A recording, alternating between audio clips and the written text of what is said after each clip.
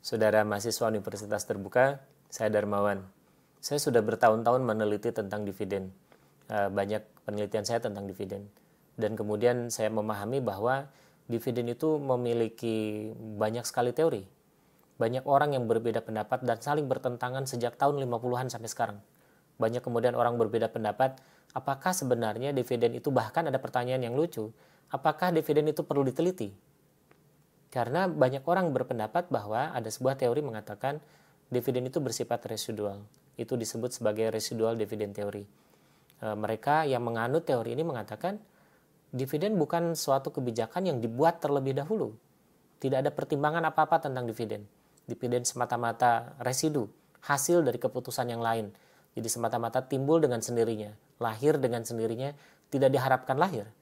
Tetapi apakah memang seperti itu? Kita akan coba memahami sedikit. Pemahaman yang paling sederhana adalah pertanyaan seperti ini. Apakah kita menginginkan dividen itu setinggi-tingginya? Atau apakah kita menginginkan dividen serendah-rendahnya jika kita menjadi pemilik modal? Pertanyaan yang sering kali muncul adalah ketika kita menerima dividen yang sangat tinggi, berarti kemudian laba yang didapat oleh perusahaan itu tidak dikembalikan kepada perusahaan dalam bentuk investasi. Maka pertanyaan yang paling muncul adalah, apakah perusahaan tidak punya bayangan di masa depan akan melakukan apa? Jadi kemudian mereka memutuskan, ya sudah, kita bagikan saja pada para pemilik modal.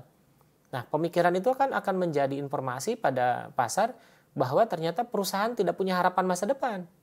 Oleh karena itu kemudian perusahaan membagikan laba pada para pemilik modal. Ini yang jadi pertimbangan. Tetapi apakah kemudian juga orang suka kalau dividennya kecil? Ternyata tidak juga. Ada beberapa orang yang mengharapkan dividen sebagai sumber penghasilan. Oleh karena itu, dividen sangat sulit dipahami karena begitu banyak pertimbangan. Tetapi kita bisa lihat bahwa makin besar dividen diberikan, itu logikanya yang paling mungkin adalah memang labanya besar. Jadi ketika orang merasa senang atau tidak senang terhadap dividen, itu semata-mata karena apakah laba perusahaan besar? Jadi jangan-jangan apa atau reaksi apa yang dilakukan oleh pasar bukan karena dividennya besar, tetapi karena laba yang didapat oleh perusahaan besar. Oleh karena itu kita harus hati-hati memahami apakah memang betul dividen itu memang diharapkan oleh para pemilik modal. Tetapi patut juga kita pahami kemudian bahwa kalau begitu, ketika laba ditahan itu boleh, bahkan harus ketika kita punya bayangan di masa depan apakah kita punya informasi yang cukup untuk melakukan investasi di masa depan.